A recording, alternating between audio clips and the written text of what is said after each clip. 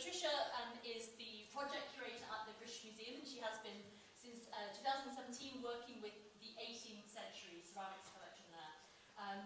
She was previously consulting curator at the Victorian Albert Museum, working with the Asia department, and she worked on the fantastic ceramics galleries projects, the new galleries on the top floor. She's been the National Trust's advisor on ceramics since 2011, but has been researching them since 2003, so she's very much the expert there. And she has a master's from the School of Oriental and African Studies, SOAS, at the University of London. In 2016, she published Ceramics, 400 Years of British Collecting in 100 Masterpieces, and also, the same year, Garnitch's Vase Sets from National Trust Houses, which was accompanied by a wonderful display in room 156 on the top floor of the V&A. And she is currently editing papers for the British Museum research publication entitled Pots, Prints and Politics, Ceramics with an Agenda, 1350 to 1950. So I'm very much looking forward to reading that when it comes out. But if we could all welcome Patricia.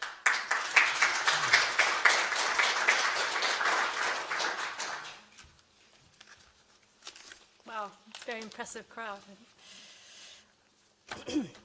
So, thank you, and thank you all for coming this evening. I'm especially grateful for the opportunity to speak as part of the Paul Mellon's first public lecture course on ceramics in Britain, 1750 to now. Ceramic enthusiasts around the globe are thrilled to see our subject raised to the same platform as such august subjects as British art, the country house, the garden and photography, just some of the topics previously covered by the Centre. Fortunately, there is no more appropriate convener for this subject than Helen Ritchie, who is indeed a ceramic star, having curated several amazing exhibitions last year on ceramic themes, so ask her about it over the next 5 weeks, and for sharing this opportunity with me. Finally, I'd like to thank the Paul Mellon Centre and Nurman Abdullah, who may have stepped out, for this wonderful program. So, all objects are witnesses to history, though some are more silent than others. They may need to be challenged and interrogated to find new meanings and messages to make them relevant in our complex and increasingly polarized world, so that we can learn from our collective pasts. Tonight we are going to look at a small group of transfer printed ceramics made or used to challenge and mock authority, some as a driving force for social change, while others supported a now unacceptable status quo. These teapots, mugs, and plates, decorated with political or satirical images, chart over time changes in public opinion, which is the underlying theme of my address this evening. Typical is this Wedgwood creamware dinner plate, part of a table service, judging by the numbers that survive, and it is transfer printed with a picturesque view of the state of the nation for February 1778, taken from a print in the Westminster Magazine. It represents the economic consequences arising from the inept British government pursuing a disastrous foreign policy, and in this instance, during the War of American Independence, the colonists and Europeans, including the French, Spanish, and Dutch, are shown taking advantage of a British cow, while the British lion lies sleeping, befouled by a pug dog, probably French. The Dutchman milks the natural resources of Britain, while France and Spain excitedly hold bowls of Britain's milk, and America saws off the cow's remaining horn. In the background, under an undefended Philadelphia, which had fallen to the British, a ship is run aground, while Admiral Howe and his brother General Howe sleep following a drinking binge in the city. It depicts the effects of Britain's loss of trade with America, which benefited foreign nations. While the plate unites the two great British ceramic innovations that I'm going to cover tonight, the newly perfected creamware, a refined cream-colored earthenware, and the transfer printing process, two sub-themes of my talk, it raises even more questions. Who commissioned this table service? Was it made to provide light entertainment at a British drinking club, perhaps associated with Liverpool merchants? Well, a fragment was excavated from a privy in Philadelphia on the site of the National Constitution Center in Independence Park, suggesting a service was sent to America. Sadly, we may never know its history, but given the current state of our nation and the world, the subject matter is as relevant today as it was in 1778. Before we survey more of these political pots, I want to step back and consider the materiality of creamware, its competition and its origins, as well as how this British invention has shaped global developments in the ceramic industry. Cream-colored earthenware was perfected and popularized, but not invented by Josiah Wedgwood in the 1760s, as an elegant, utilitarian ware. Its success led to the expansion of the ceramics industry in Staffordshire and ultimately global trade in the late 18th century. Its impact was felt in China at Jingdezhen, in Europe by makers of pottery or earthenware, and in the Cornish tin industry with the decline of tin-glazed earthenware and even pewter production. This mass-produced, cheap, and highly versatile product, developed using advanced technology and cheap labor, made potters enormous profits while undercutting the competition. It prospered by flooding the markets of Europe and America following the inroads made by common white salt-glazed stoneware, with an earthenware so refined and inexpensive that it crossed the social divide between earthenware and porcelain. To quote Robin Hilliard, it was the perfect egalitarian material for an age of revolution and newfound liberty. Let's consider what ceramics were available in Britain in 1750. The focus of the course is British pottery rather than porcelain, but at the upper end of the market, from 1745, an artificial soft-paste porcelain was being produced in England, with factories in Chelsea and East London in Bow near the Olympic Park, Vauxhall, and also provincial centres in Derby and Worcester. The elite classes could also purchase imported porcelain from Germany made at the Meissen factory near Dresden, and from France made at the Vincennes factory outside Paris.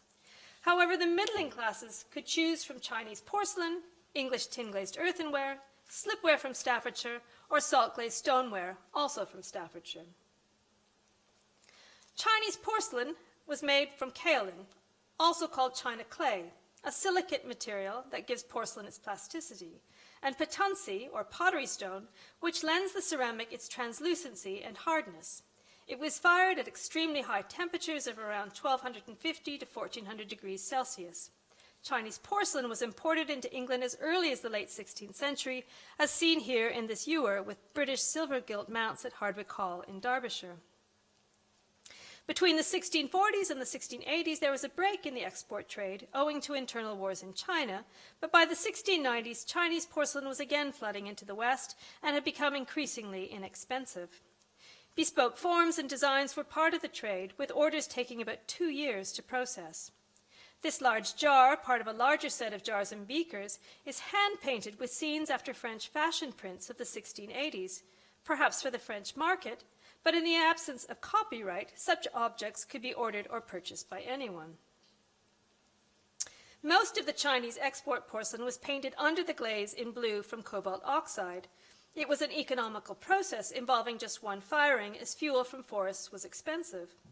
From the 1690s, porcelain painted over the glaze with glass-like enamel pigments from various powdered metals. For example, green was from copper oxide and black was from manganese and cobalt oxides. These enamels became much more popular. These porcelains were sometimes painted with a family's crest or coat of arms at great expense. In contrast to porcelain imports, domestic production in Britain had focused on earthenware. Rich red clays were found throughout the country, but were exploited in Essex and Surrey in the 17th century. The vessels were primarily utilitarian, but the potters could be very inventive, using colored slip or liquid clay to decorate orders with pious inscriptions or with designs. The best-known Staffordshire potter creating slip-painted vessels was Thomas Toft, who painted this large dish with Charles II hiding in an oak tree around 1680, which is at the British Museum. The cooking dish at the bottom left was made from 2 different colored clays that were swirled around to imitate marbling, covered with a lead glaze on the front, just on the front, to save costly materials, and then fired.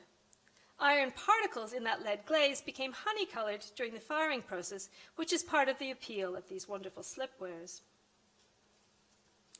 Lead-glazed earthenware opacified with tiny amounts of powdered tin have been produced since the 9th century, beginning in Iraq and spreading to Spain and Italy.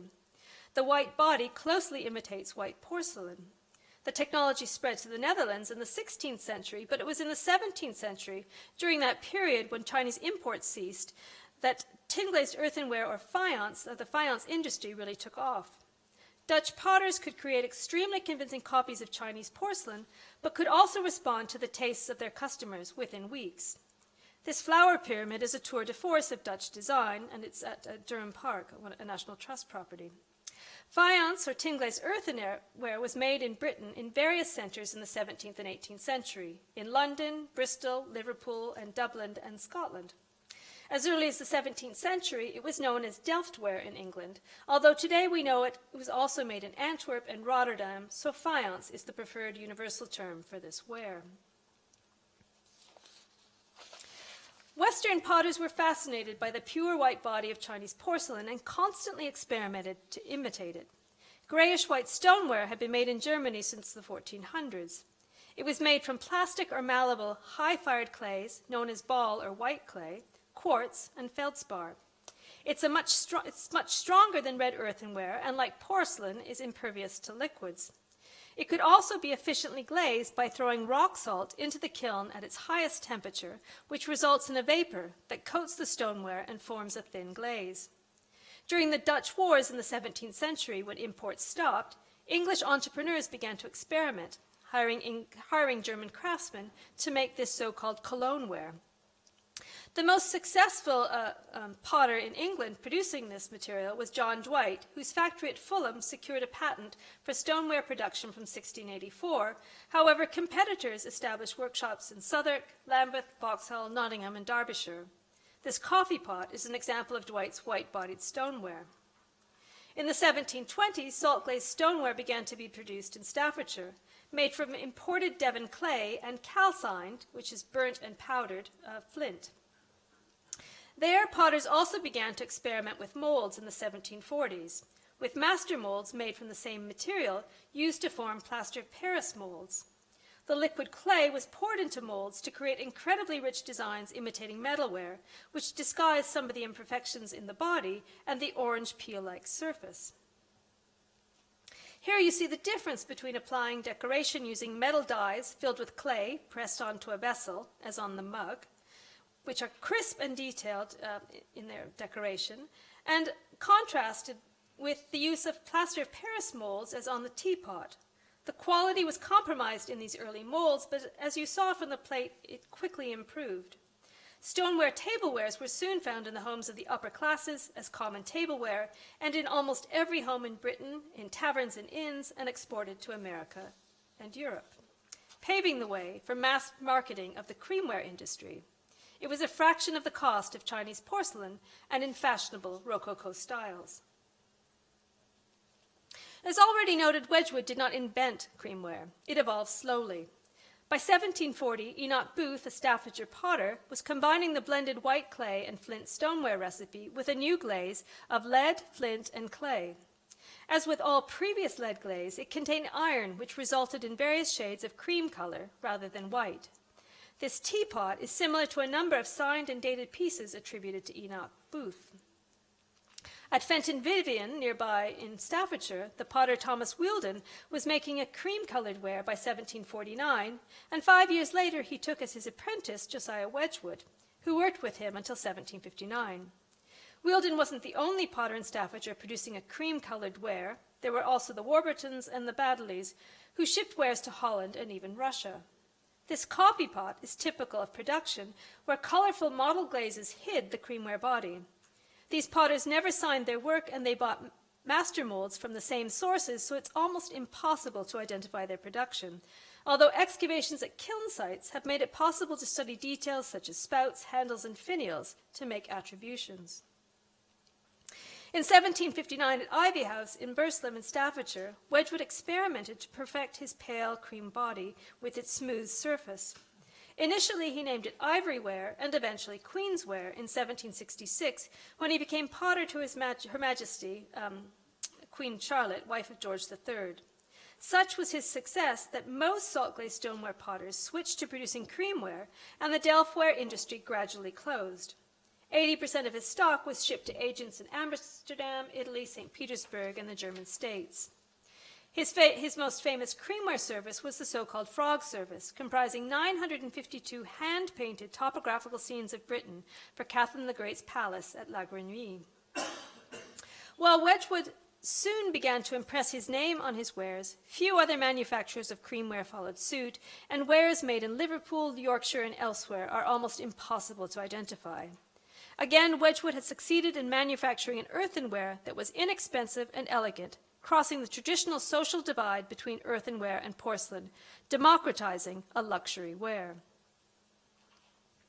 Some of you may have seen the display I curated 2 years ago at the British Museum, which was the first show to show the engraved satirical political print sources alongside their printed ceramics copies. The chronological display was literally a potted history of the evolution of public opinion on a variety of social issues that included the passions, politics, and prejudices of the British.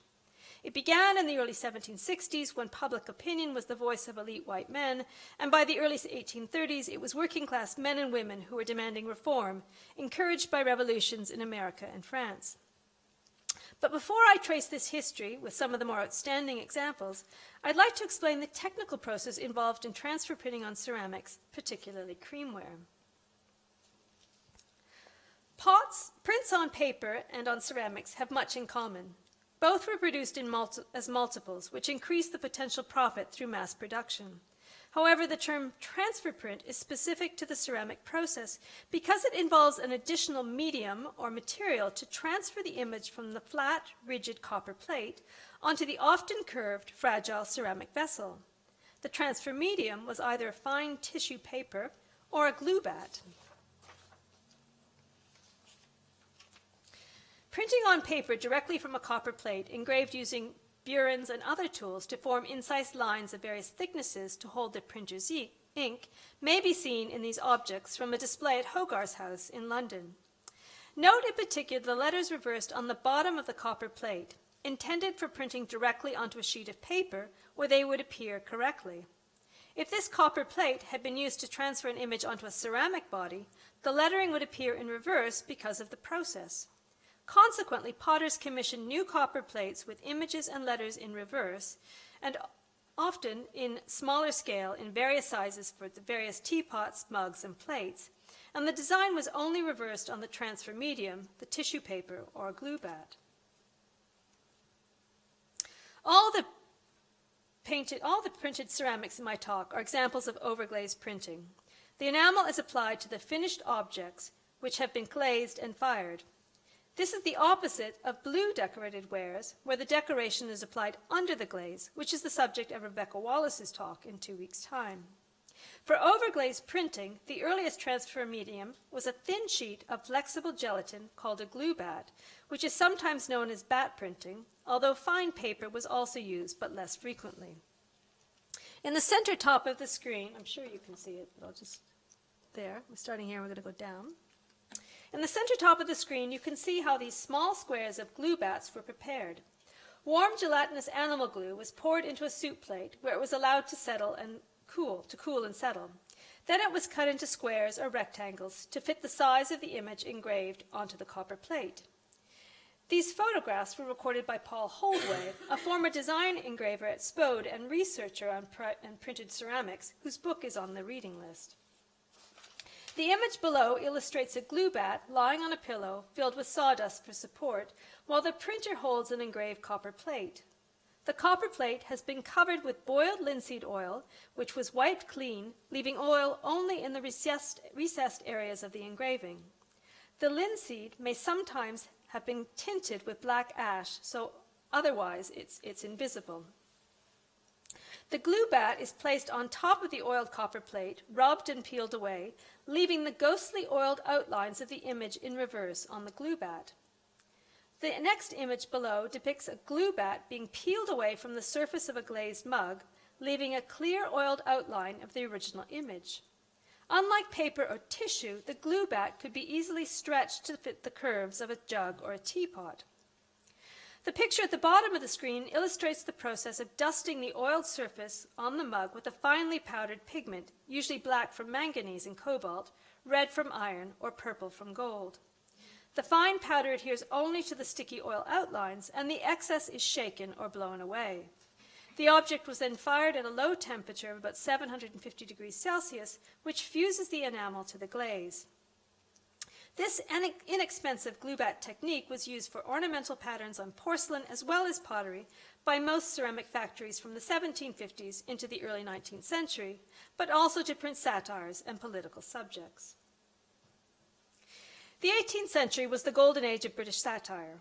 Printers and publishers used satire as a means of exposing and criticizing prevailing immorality or foolishness to press for reform, but they also used it for commercial gain.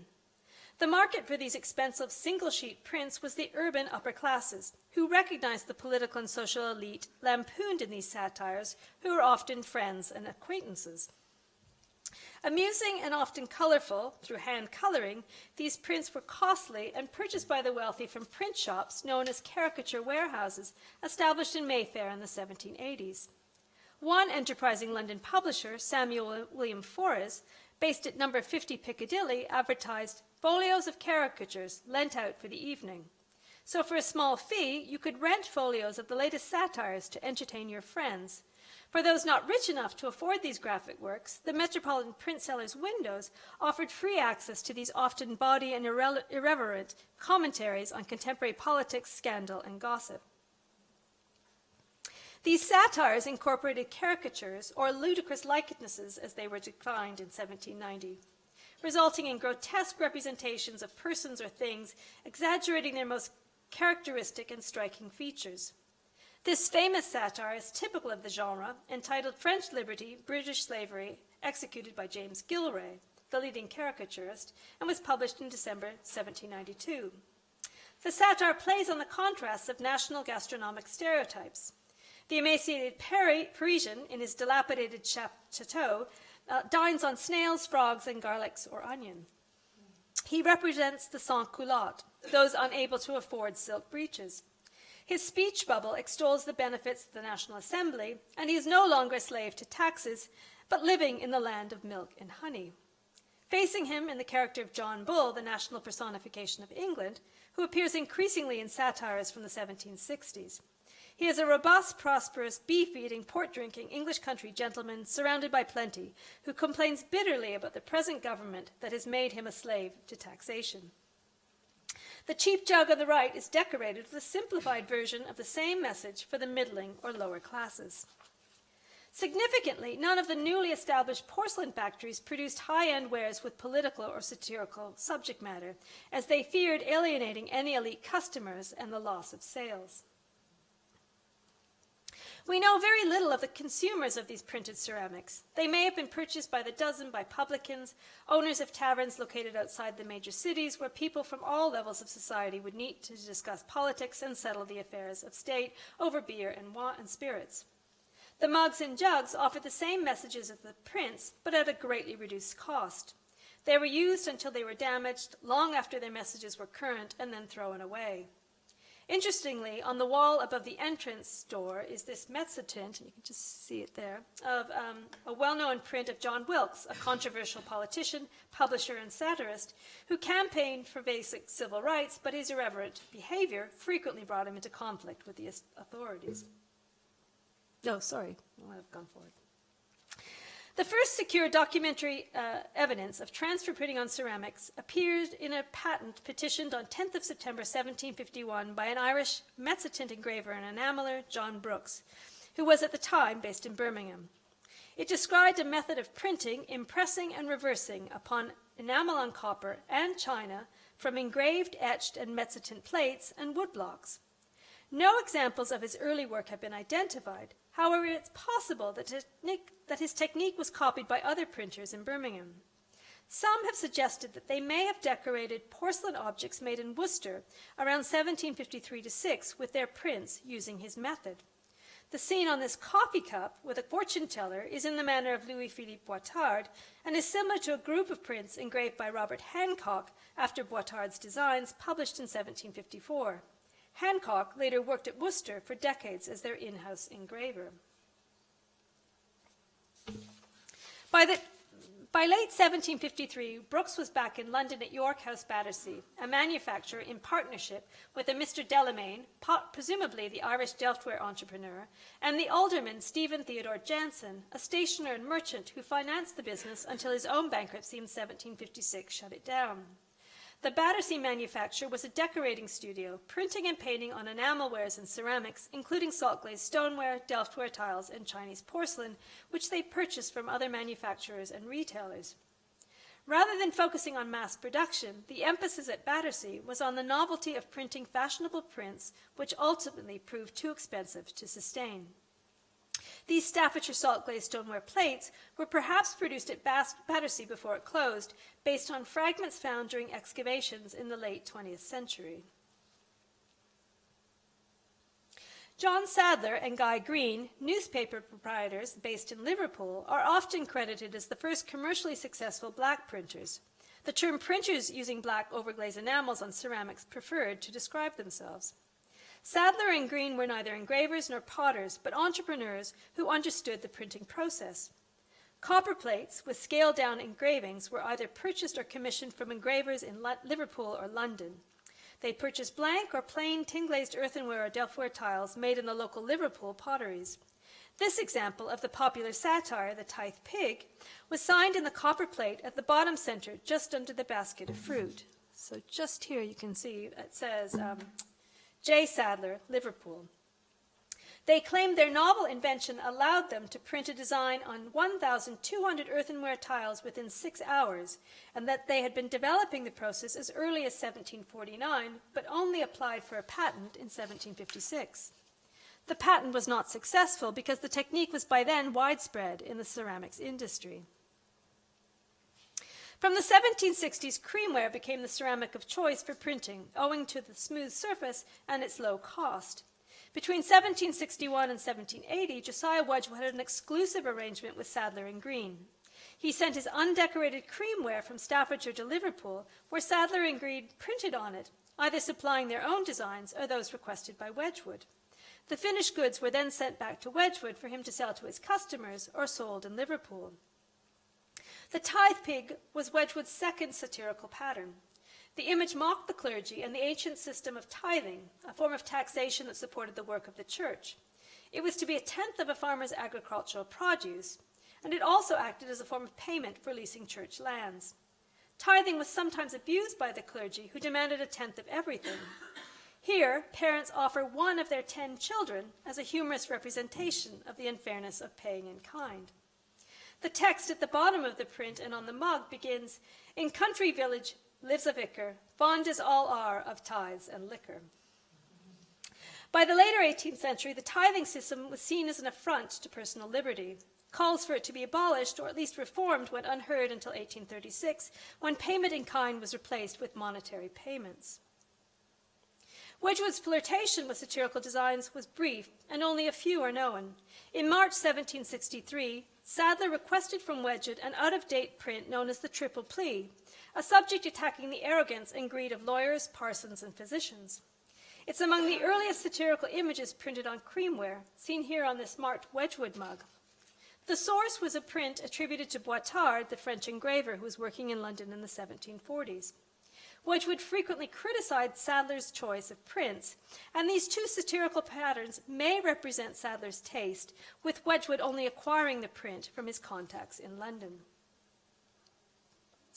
Very few engravers of the copper plates used for these images on ceramics are identified, but we have a handful of names to use for research. Here are two of them. The porcelain mug on the lower right was made at the provincial manufacturer at Worcester, and the images of the beloved military hero of the 7 Years' War, John Manners, Marquis of Granby. It's after an engraving by Germain-François Alliomet, which appeared as an illustration in Tobias Smollett's Complete History of England, published in 1761, which can be seen in the upper center section of the slide. The mug was probably produced after 1763, when Granby returned to Britain as a war hero. And the copper plate made for the Worcester factory was signed by the engraver who we mentioned earlier, Robert Hancock, and was continued as their house engraver until 1774. The creamware jug on the upper right is marked Wedgwood, and The copper plate is signed with the name of Thomas Billingsley, who was a more accomplished engraver and, unlike Hancock, worked in Liverpool outside the ceramic industry as a map engraver and printer. Both Sadler and Green and Wedgwood hoped to profit from the war hero's growing popularity. And as you can see, the original source for Granby's image was a portrait painted by Sir Joshua Reynolds in 1759, from which an expensive large mezzotint by Richard Houston was engraved in 1760, and then reproduced in scale and design by Ali Ahmet. There was a taste for mythological subjects in early transfer printed wares that was replaced by Aesop's fables and later satires, and this Wedgwood plate is a rare example, printed in iron red enamel rather than black. The elaborate framing cartouche is signed by Thomas Rothwell, a freelance Liverpool engraver who worked with Wedgwood until 1767. You can just see his name is inscribed here. The print source was a 50-year-old illustration to a French translation of Homer's Iliad by Madame Dacier, published in Paris in 1710-11. Wedgwood's choice in subject matter may have been guided by the erudite Liverpool merchant Thomas Bentley, whom he first met in 1762 and who later became his business partner in 1766. No other examples of this pattern have been identified, and it may have been just a sample.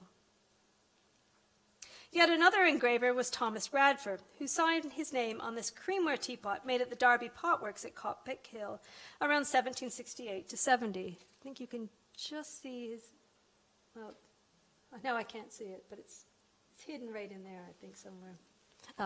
Anyway, it just when you handle one of these pieces, it's always good to sort of start to look in the detail to see if you can find a signature, and it's pretty rare, but nice if you do find it. Radford worked for the pottery for about 4 years, but when work declined, he taught drawing, and by 1778 was working in Staffordshire for William Greatbatch, Thomas Fletcher, and others. This remarkable pairing of Queen Charlotte holding the Prince of Wales and the scoundrel and radical John Wilkes, here on a teapot, illustrates the need for potters to make a profit by catering to all political tastes, even on one object. Around 1779, Radford produced a series of patterns for teapots with satirical images for William Greatbatch. This example depicts an astronomer or chiromancer with his gullible female patrons. Religious discrimination against the Catholic Church, its clergy, and its adherents had been officially sanctioned in Anglican Britain since the Reformation. Fears of a Catholic resurgence declined from 1745 following the failure of the Jacobite Rebellion, and along with it, the threat of having another Catholic monarch. Parliament passed a series of Catholic Relief Acts which eroded the harsh laws excluding Catholics from public life. The Act of 1778 did not allow freedom to worship, but it enabled Catholics to purchase land and join the army. The Act raised a storm of anti-Catholic protest. Months later, an attempt to extend the new provision to Scotland in early 1779 led to bigoted insurgencies in Glasgow and Edinburgh, and in 1780 in London, it resulted in the Gordon riots. This anti-Catholic satire depicts on the far left a Scottish soldier in a kilt, known as Sawney, a member of the British Army, facing down Catholic sympathizers. Across the River Tweed, John Bull, personifying England, is seen lying on the ground, trampled under the whore of Babylon, who is riding a seven-headed beast and represents Catholicism. The print popularized the imagined oppression Englishmen would suffer under a liberated Catholic Church.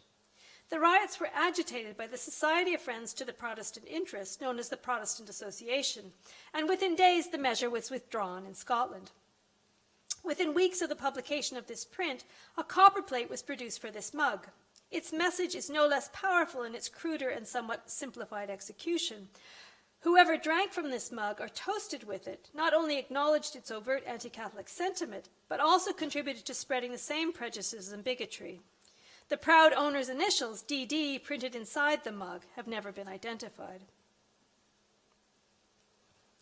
In June 1780, following the anti-papist riots in Scotland, 50,000 rioters terrorized London for 6 days, destroying chapels and houses belonging to Roman Catholics. Lord George Gordon, the fanatical and controversial president of the newly formed Protestant Association, who had instigated the riots in Scotland, led the revolt in London. Gordon, nicknamed Lord George Riot, was charged with high treason and imprisoned in the Tower of London, but was later acquitted.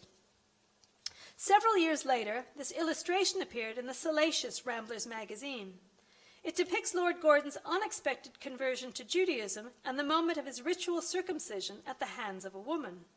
It would have been unheard of for a woman to perform this act, and her inclusion adds gender tension to the scene. The text in The Rambler identifies the woman as the daughter of the rabbi standing behind her. Lord Gordon took the name Yisrael bar Avraham Gordon, and he later lived as a Jew in Birmingham. However, the print was produced 2 years before his official conversion, said to be in 1787. The scene, therefore, satirizes his interest in Judaism rather than his actual conversion. The cruel anti-Semitic stereotypes of poor street traders printed on this jug are further proof of the prevailing prejudice. Significantly, John Ainsley, the Staffordshire printer, shamelessly signed his name to the engraved plate at the bottom of the image in sympathy with the overt anti-Semitic scene. The Jewish community's important contribution to English society had been acknowledged in the Jewish Naturalization Act of 1753. However, it was quickly revoked after public outcry. Fortunately, public opinion began to change thanks to the famous Anglo-Jewish boxer Daniel Mendoza, the heavyweight champion of England between 1792 and 1795. Mendoza had developed a new style of boxing with defensive movement to avoid punches. This book illustration, dated 1788, captures the first of 3 bare-knuckle fights between Mendoza and his mentor, Richard Humphrey. Undefeated in 27 straight matches prior to this fight, Mendoza lost after 29 minutes, but was still celebrated in prints and even in a heroic poem, the Odiad, or Battle of Humphreys and Mendoza. Mendoza came to the attention of the Prince of Wales and George III, who, as great fans of pugilism, asked to meet with him, a great public show of support. Throughout the American Revolutionary War, Staffordshire potters continued to supply American retailers, but were limited primarily to those in New York City, then occupied by the British military. After 1783 and the Treaty of Paris, when trade resumed more widely, images of America and slogans of support appeared increasingly on pottery. Closer to home, the French Revolution in 1789, however, was the subject of even more vitriolic British satire. Initially, many English sympathizers supported their egalitarian aims, as seen in the title on this jug, The Triumph of Liberty, with no hint of satire. Below, an image depicts the Bastille, a fortress used as a state prison, which came to represent the Bourbon monarchy's oppression. Its destruction became a symbol of the Revolution. The scene is from a set of prints engraved in 1789 by the Parisian printer Laurent Guyot, who had personally witnessed the historic scenes. His engravings were also printed in color, a technical innovation and very costly. In the age before photography and live streaming, such images were the next best thing to being there, and the expense was evidently deemed recoverable. Unfortunately, we don't know who commissioned this jug. Josiah Wedgwood was initially among the English sympathizers of the French Revolution. Other Staffordshire potters were alarmed as trade fell and bills were left unpaid. However, when the new Legislative Assembly voted to establish the First Republic and abolish the monarchy in September 1792, English opinions quickly changed. The turning point for many was the execution of Louis XVI in January 1793. Yet British sentiment for the French revolutionary government had begun to turn sour even earlier. The British public was fascinated by the executions of the French sovereigns, fearful that such anarchy might be imported into England. The guillotine, considered a humane device for executions minimizing pain, was designed in 1789 by a surgeon, but was named after its promoter, Dr. Joseph Guillotin. Dozens of depictions appeared on broadsides and in serials. The source of the grisly image on this mug was the New Wonderful Magazine, a marvelous chronicle of extraordinary productions, events, and occurrences in nature and art, published in London in 1793. From 1794, as a response to the Great Terror, the threat of invasion by the French under Napoleon, volunteer armies were raised throughout Britain as a defense. Alarmist propaganda began to appear, much paid for by loyal societies such as the Association for Preserving Liberty and Property Against Levelers and Republicans. It was aimed at the poor and filled with unimagined horrors which would be inflicted if the French invaded, images which today would be classified as fake news. Fortunately, in 1802, the Peace of Amiens put the invasion on hold. But when Britain was forced to declare war in May 1803, a French assault was again feared imminent. All along the coasts of France and the Netherlands, the French Armée d'Angleterre was gathering and training for an assault on Britain. The magnitude of the threat led to the Defence of the Realm Act in 1803, which revived the volunteer militia, formed of tradesmen and skilled workmen, including potters. Weeks before the collapse of the Peace of Amiens, the caricaturist Charles Williams captured the image of a colossal Napoleon Bonaparte, or Boney, with a foot firmly planted in Germany, about to straddle the English Channel. Such images galvanized British defense and encouraged volunteers to enlist. British satirists had a field day in 1803, as with this etching of John Bull, now dressed as a volunteer, guarding a toy shop, which in fact represents the windows of a print shop in Piccadilly, owned by the publisher Samuel Forres. It is identified as such in the window as Forres' caricaturist to the First Consul, which confirms the feared French invasion had already occurred. The window is filled with major British monuments, the East India House, St. James's Palace, the Customs House, etc. The childlike Boney demands Bull give him the bank. The jug was made by the Spode factory in Stoke-on-Trent, better known for its blue-printed wares. Spode produced 15 different satirical anti-French designs, all based on prints published in 1803. The factory owner, Josiah Spode, was in fact the captain of the Royal Staffordshire Pottery Volunteers, so the series was produced to support the cause.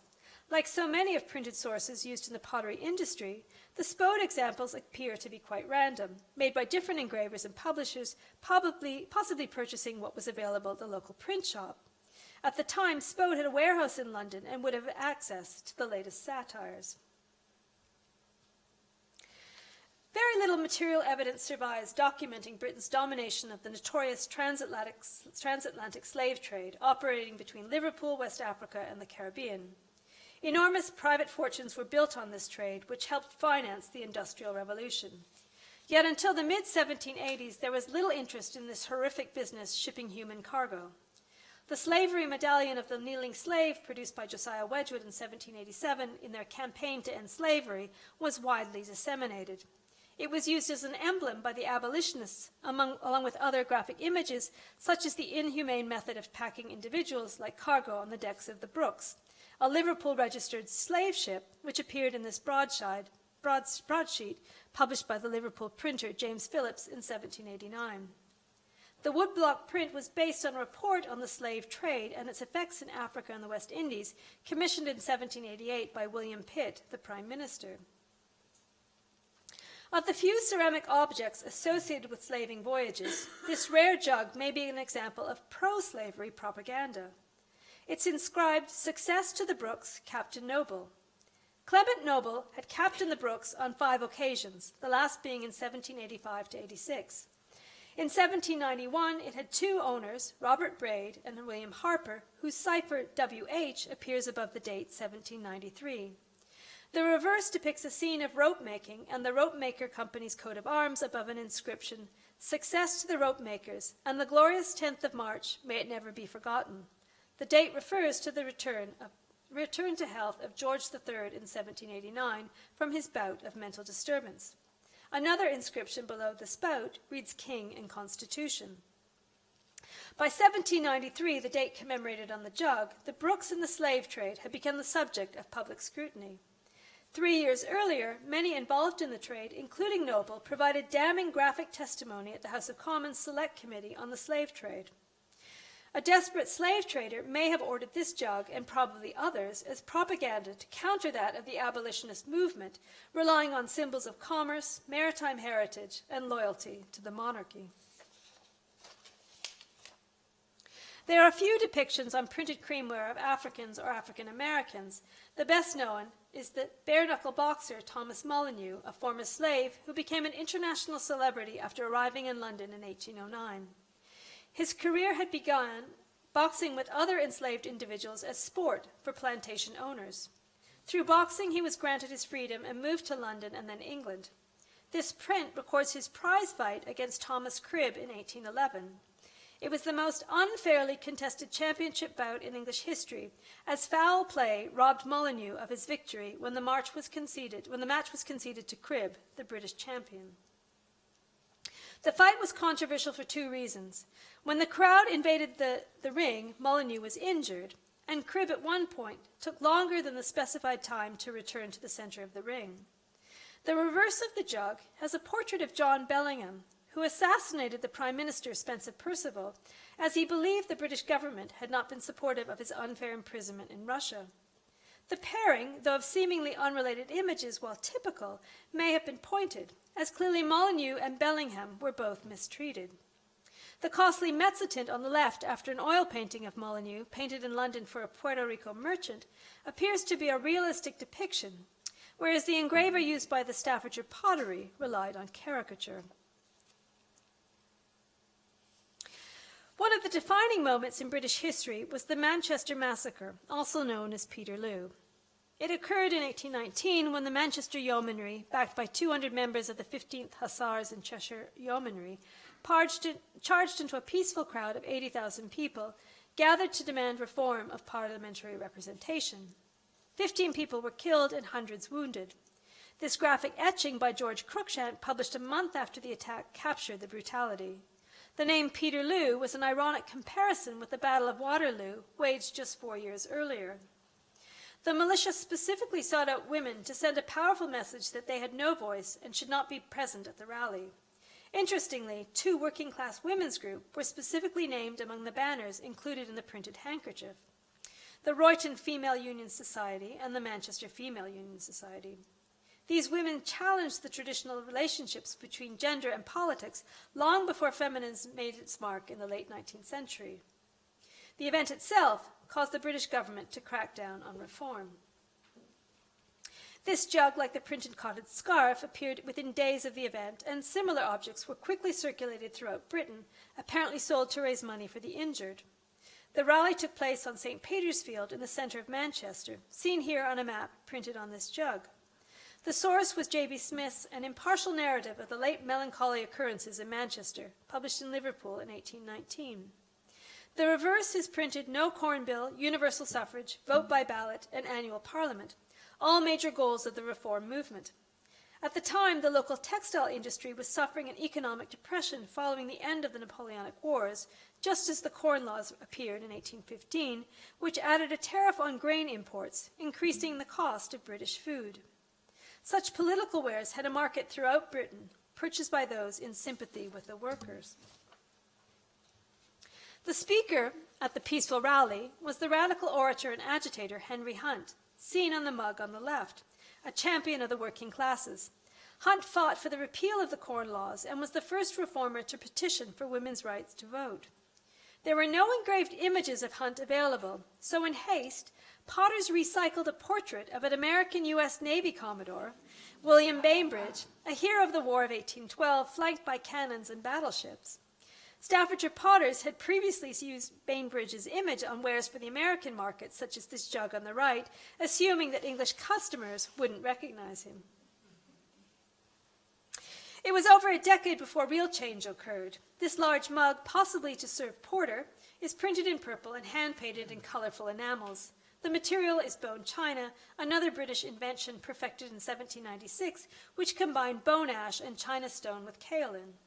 It depicts 2 key events leading up to the controversial Reform Bill of 1832, which changed the corrupt electoral system. Before 1832, only 1 man in 10 had the right to vote. Its passing allowed the middle classes to share power with the upper classes. This side depicts King William IV with a large broom inscribed public opinion, sweeping out his ministers, especially his prime minister, the inept British war hero, the Duke of Westminster, who opposed electoral reform.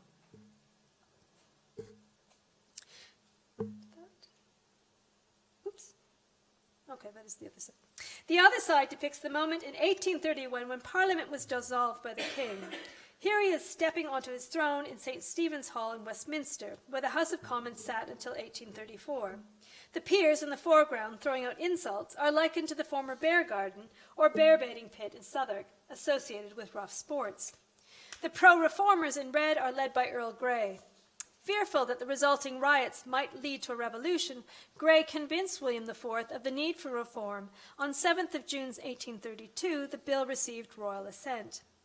The Reform Act increased the electorate and removed many inequalities in representation, especially in the industrial north, including Manchester, which had no representation. The so-called rotten boroughs, where a handful of voters sent several members to Parliament, were also eliminated. The right to vote was extended to any owning property valued at £10 per year, which continued to exclude many members of the working classes. The mug celebrates the act and the dramatic changes brought in by its passing. I hope this brief talk has piqued your interest in creamware and transfer printing, and will segue neatly into next week's talk by Catherine Jones, Josiah Wedgwood, Experimentation and Innovation. So to conclude, it was recently announced in the press that political freedoms and civil liberties across the world are backsliding more often than they are improving. The humble objects that we have surveyed this evening remind us of the hard-fought histories of hate, fear, prejudice, and social injustice that color our past. It's critical that we never forget these histories and we continue to allow material culture to speak. Thank you.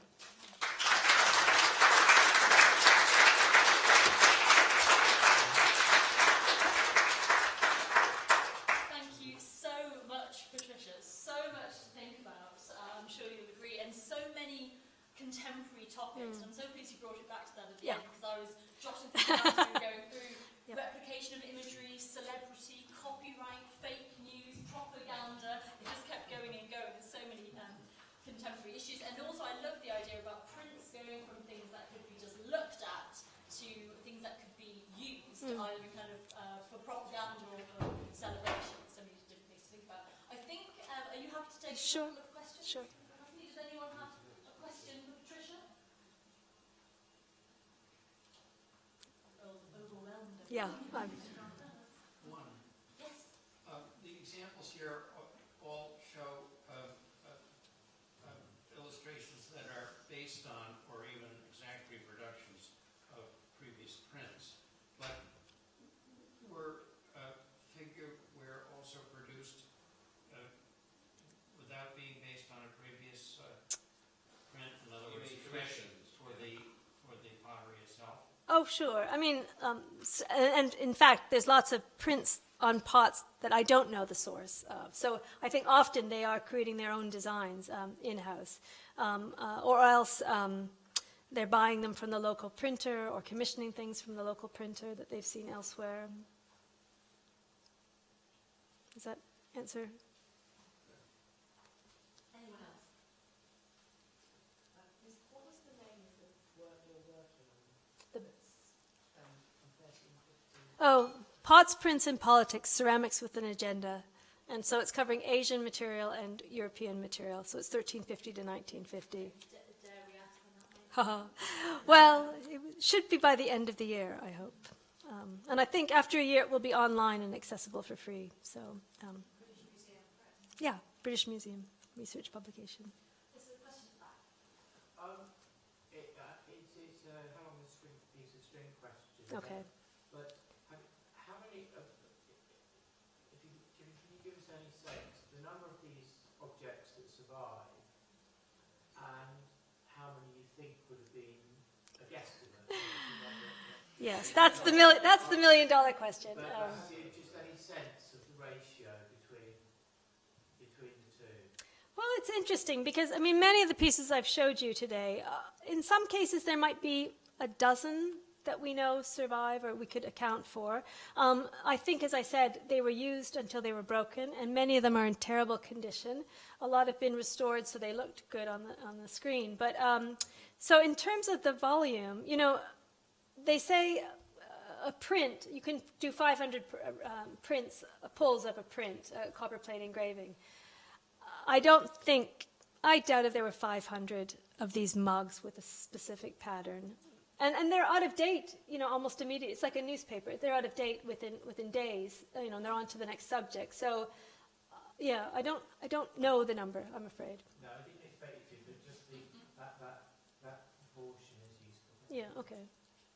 And Patricia, am I right in thinking as well is about the way when you talk about the glue bat? Yes. Overglaze, it means that it's often it's less sort of secure on the surface than underglaze. Yes, that's true. Yeah. So kind of often It could. you find things that are in shocking condition. Yes. Well, I was thinking, I've showed you a few pieces found in archaeological sites, and certainly that really wears away the enameling on the ceramics.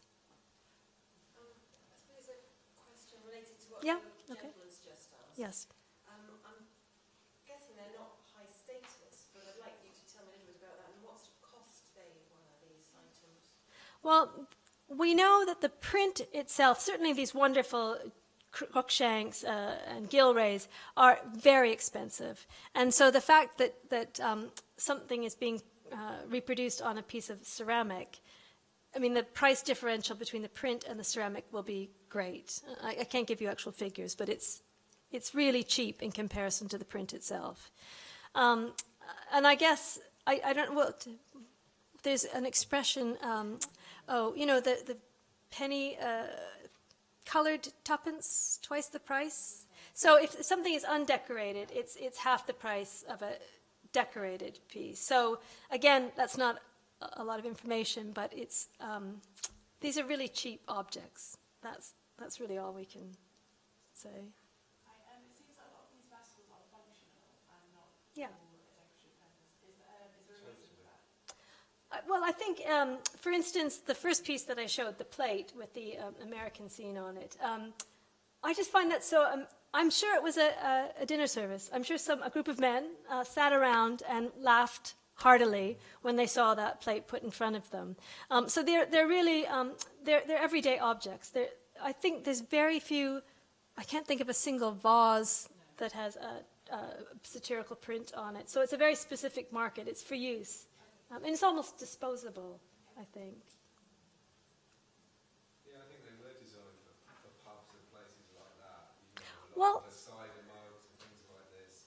One. You find them smashed to pieces at the back of a pub. I found a few broken ones. Okay. Yeah, my parents used to have an old children. Well, I wondered if a lot of these might have come from taverns. But the other issue is the capacity measure. And I'm not so good about half pint or quarter pints.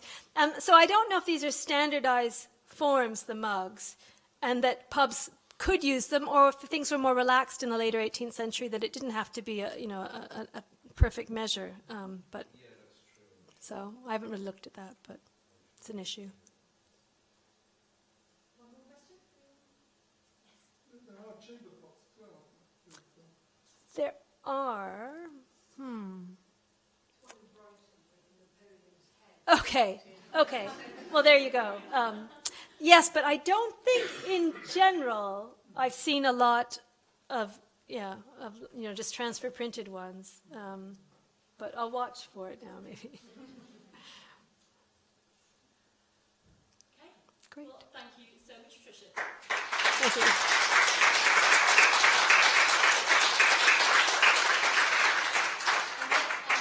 As we mentioned, next week it's Catherine Jones, who's the new Chief Curator of Wedgwood, and she will be talking more generally about Wedgwood and his innovation and exploration.